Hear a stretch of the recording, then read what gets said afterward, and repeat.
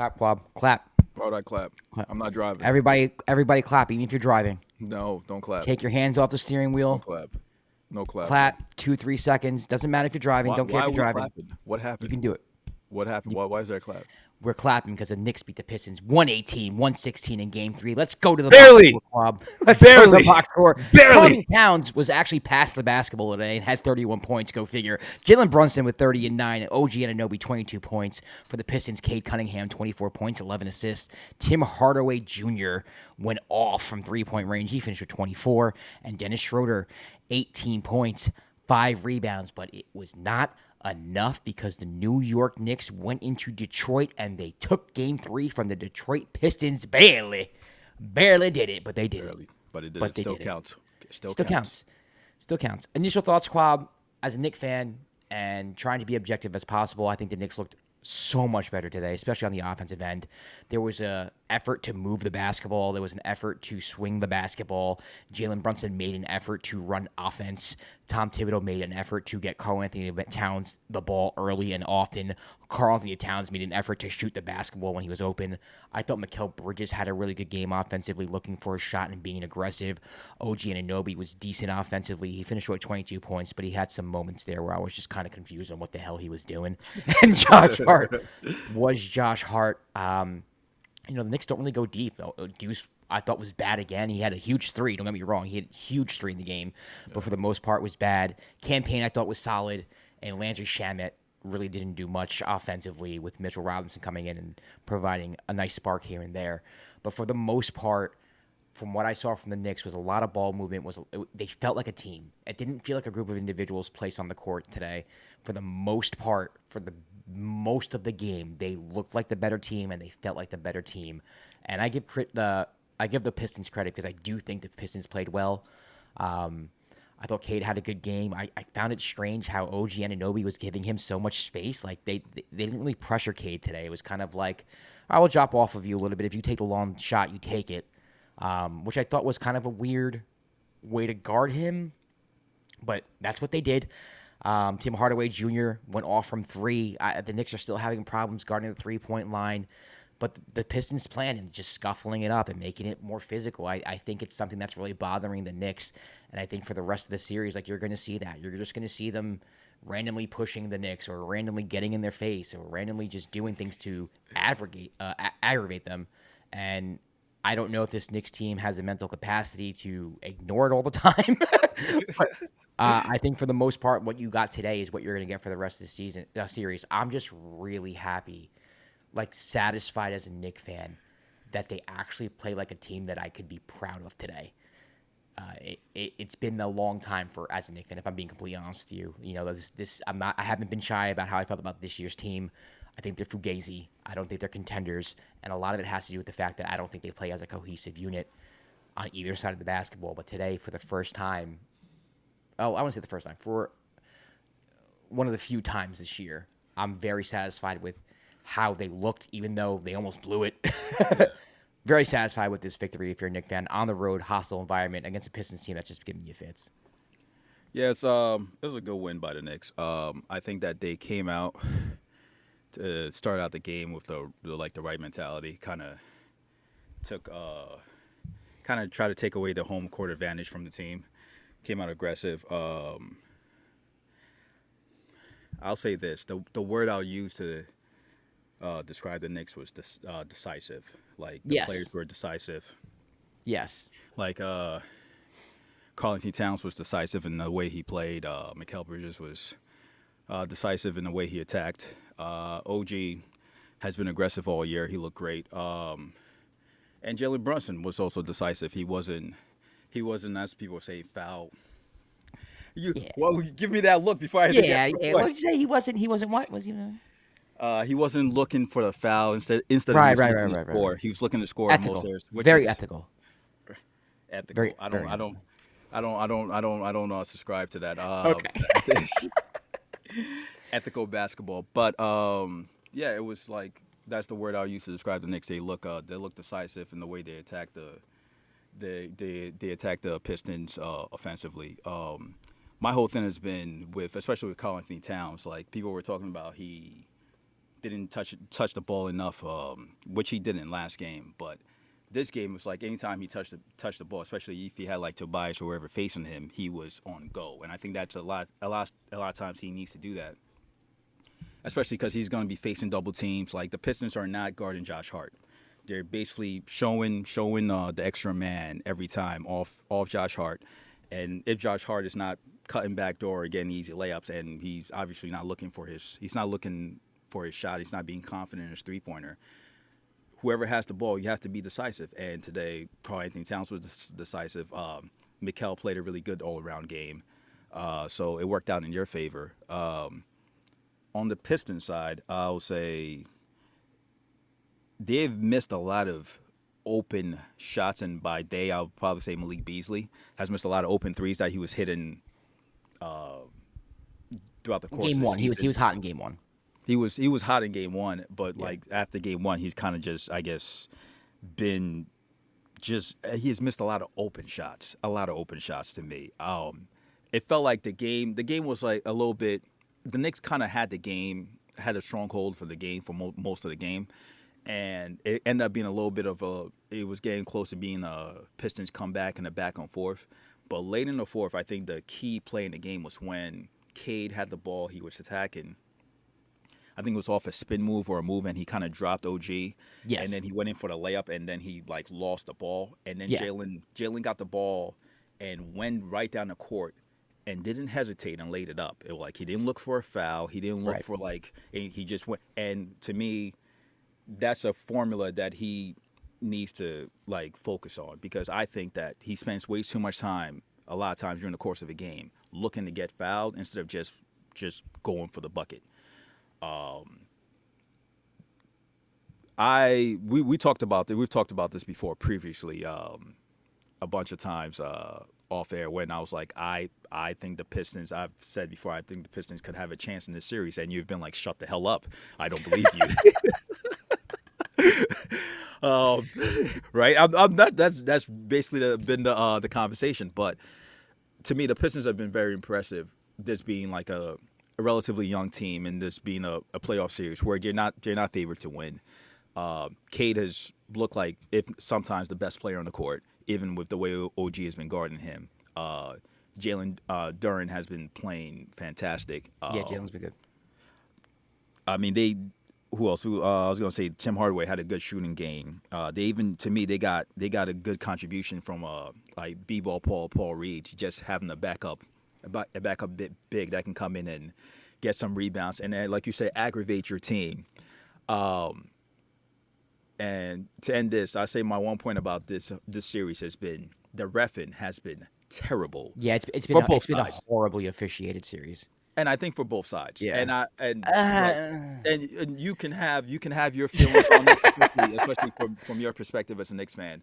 I just think that watching this series from game one to even this game, there's multiple times I'm like, that's a foul, that's not being called, or that's not a foul, that's being called, and that's been on both sides. Yeah, I agree with that. I agree with the fact that the refs have been letting a lot go. Yes. And then all of a sudden it's like, wait a second, like, dude, like why would you call that? Yeah. It's been, to me it's felt very inconsistent, but also I understand that a team like the Pistons are going to come out and try to be very, very physical, very aggressive. And this is actually without Isaiah Stewart, who's probably their most physical defender, and he's been out. Man, he was so sad sitting on the bench watching those fights, man. Just wishing he could be out there throwing haymakers. You say that by Isaiah Stewart, but he's actually one of the best post defenders in the big man. I'm not talking about his basketball ability. I'm just saying he was on the bench sad that he couldn't fight. And if he was, I think he would have been. He was my X factor going into this series. He was. I know he was. And he's been out, and I think he would have been a big factor with against somebody like Cat, because regardless of the whole his reputation that he's kind of built up as somebody that just is looking to fight, he's actually been a really, really good defender. So that's been a factor in this, him missing. But props to the Knicks for winning this. We both have the Knicks winning this series, and today there was a lot of stretches of the game. I was like, this looks like the Knicks team, the positive Knicks team in terms of getting stops, running, and their wing players being aggressive. Yeah, I mean, even defensively, they were better switching on off-ball stuff. And Josh Hart, I thought, he's a name that we haven't really mentioned a lot lately, but I thought his energy was really good today. I mean, Josh Hart, he's someone I don't even have to look at the box score. Like, it doesn't matter to me, like, what his stats were. It's like, are you, causing havoc on the defensive end? Are you grabbing offensive rebounds? Are you doing those type of things? And he was today. I don't think he scored much, but I thought he had a really good game as well. And shout out to Tibbs, man. I mean, in the second half of game 2, the Knicks didn't run any offense. They just didn't do anything to adjust the way the Pistons were guarding Jalen Brunson and the rest of the team. And today, they made it a point to get Cat the ball in the post whenever he had a mismatch. They made it a point to run the pick and roll more with Karl-Anthony Towns. And shout out to Jalen Brunson. He made it a point to get other people involved and to be more patient with his shot selection. For the most part, I was very happy with the shots that Jalen took. He struggled a little bit. He didn't shoot the ball all that well today, but I thought that he played a really good floor game. I was on Twitter and I saw a lot of Knicks fans like, Jalen needs to step it up right now. Like, where is he? It's like, well, yeah, maybe his points aren't there right now, but he is making the right decisions, passing the basketball, and leading an offensive unit that I don't think it's a coincidence that OG had 22 and Mikal Bridges had a nice shooting night. And Karl-Anthony, you know what I mean? Like, everybody has to touch the ball in order for this to happen. If you want Mikal Bridges hitting shots, it wasn't hero ball. Yeah. Yeah, of course, Mikal Bridges is not going to hit a game-tying 3 when he hasn't touched the ball until 4 minutes left to go in the game. Yeah. He takes 4 straight shots, he misses them, but it's like, yeah, what do you expect? He didn't really touch the ball all game. So that's a big part of basketball. I think that's a lot of things that people kind of forget about the game. It's like you can have all the talent in the world, but if everybody's not being maximized or they're not a part of the game, then like what's the point of having these players? And I think the Knicks fall into that trap a lot. I don't like the way they guarded the Cade pick and roll today. I don't like the way they guarded Cade at all today. I think they got away with it a little bit, but there were plenty of times where OG was just kind of sagging off of him and Cade would just get into the paint and hit a midi over him. And I'm like, why are we giving him that? I understand that you kind of don't want to get in these pick and roll situations where you have to trail and have him like driving and kicking, but like they were doing that anyway. Like they were killing the Knicks from 3 at certain points in the game. And they got to do a better job of boxing out. Jalen Duren had like 3 putback dunks. Yes, he did. Yeah, he was good today. But I thought the Knicks overall, I'm very happy with the way they played. It was a 2-point game, but for most of the game, it was like the Knicks go up 11 and then the Pistons come back. The Knicks go up 10, then the Pistons come back. So they just weren't able to put them away. But for the most part, they tried to run. They're just not that deep of a team. It just is what it is. So you're going to have your starting 5 do a lot of the heavy lifting, especially when Deuce is missing his shots. So, overall, just really happy with what the Knicks, how they performed. I'm impressed with the Pistons because they are playing very well. I think you could make the argument after 3 games that, the Knicks are lucky to be up 2-1. It could easily be a 2-1 series in the other direction. You can maybe make the case 3-0. I think that's kind of ridiculous. I think the Knicks were – I think for the most part the Knicks were the better team this game. But the Knicks are fortunate to be up 2-1. I think the Pistons, and this is going to be it's going to sound like I'm dissing them, but this is a compliment. Like you have players who were fringe rotation players like Dennis Schroeder and Tobias Harris. Well, Tobias started. And Malik Beasley. These players come over. Tim Hardaway Jr. was benched last year in the playoffs. Like these are players who are a huge part of your rotation and are playing huge roles and making big shots and taking big shots.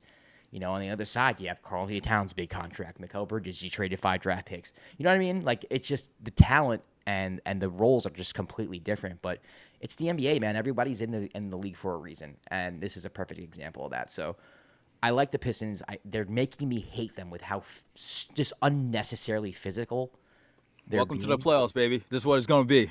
This is what it's going to be. Don't be biased. I get it. Don't be biased. If I was a Pistons fan, I'd like. Oh, by the way, can we talk about the last 0.5 seconds of the game? No. Okay. All right, that's going to do it. The Knicks. That was crazy. That was crazy. If the Knicks, I was like, it was perfect. It was perfect for the Pistons. It was perfect for. I couldn't believe that happened. I was like, yo, that's crazy. But it nothing came out of it. So no, nothing came out of it. But I'll tell you what, if the Knicks lost that game because of something like that, the city would have went. Oh yeah, it would have been It would have been crazy. Yeah. It would have been insane. It would have been insane. So shout out to the scorekeeper or whoever handles the time there in Detroit because that was all you. You gave your team another chance, and I wonder if you knew exactly what you were doing. Did you know what you were doing? Nah, they said it's a neutral time person. That's what they said. Sure. But hey, good win by the Knicks. Good win by the Knicks. This has been a fun series to watch. Oh yeah. I think I feel like the Pistons should get the next game, but I don't know. No, I That's got the Knicks. I mean, I had the Knicks in 5, so I have to stick to that. yeah. I, I just I I have the Pistons next game. I think. Go ahead. Go ahead. No, go ahead. I think the Knicks are the better team, and I think something happened in game 2, which actually might be a blessing in disguise, where they lost a game where Jalen Brunson was very selfish, where Tibbs didn't make any adjustments, and it was very obvious that like we can't move forward like this as a team. We have to trust each other, and they did that in game 3. I don't think it's going to be easy by any means. I don't think the Knicks are going to win by like 20 or double digits get into game 4. I expect it to be a very similar type game, but I do think that if the Knicks play like this, they're obviously the better team with more talent, with more shot creation, with more ways to score the basketball in the half court at the end, and with they're just a better team. They're just a better team than the Pistons, and I think that they kind of, I wouldn't say figured out the Pistons because I don't think they figured out the Pistons, but I think they figured out that hey, if we just share the ball, be ourselves. OG guards Cade. We got we play with defensive intensity. We should win the basketball game. So I expect the Knicks to win game 4. I expect the Pistons to win. I feel like they know they didn't come out the right way, it being a home game, so they might come out with more effort to start off the game, so you're not playing from behind the whole game, especially being at home and try to get the crowd behind them. Yeah. To me, the way that the Knicks guarded Cade game 1 in terms of like they were basically bringing a double every time off the screen and just forcing him to get the ball off his hands. Yeah. Compared to the next 2 games has been completely different. I don't understand why it worked in game 1. Yeah, exactly. So I don't. They've gotten completely away from it, and Cade has looked like a star throughout the course of this series, and I feel like he's gonna have another big game. They're gonna need contributions from some of the bench players again. Like Malik Beasley needs to start hitting shots. To your point, like somebody like Dennis Schroeder, who was he was a starter on the Nets before he got traded to Golden State, and he's an irritant. Like that's all he does. Like this is a perfect team for him. He gets to be like an asshole. Like he enjoys this. This is the same way he plays when he's playing on the national team, and even the big shot he hit game 2, like he fully believes like he's that type of player, has that type of confidence. And there was a little thing going on. Not a lot of people noticed this, but there was a little thing going on during the course of the game with him and McCall because they used to be former teammates. Oh, yeah. So that was like a little cute thing that was going on. So there's that. So I have my feelings that the Pistons should win this game, but if they don't, and the Knicks win, that series is over. All right, well, there you have it. The Knicks beat the Pistons 118-116, take a 2-1 series lead. If you want, you can follow us everywhere at the Dime NBA. I'm Josh Rodriguez at Josh_Rodriguez_. He's Kwab at Kwab, AKS. We'll see you next time for another game recap, another episode of the Dime. Peace.